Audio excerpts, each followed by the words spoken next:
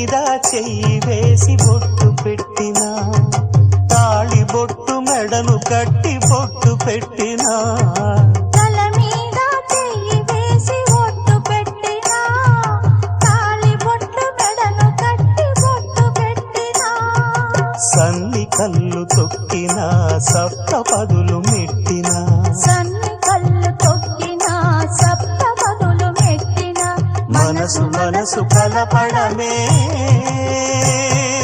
మంత్రం పరమార్థం. శ్రీరస్తు శుభమస్తు, శ్రీరస్తు శుభమస్తు. శ్రీకారం చుట్టుకుంది పెళ్లి పుస్తకం, ఇక ఆకారం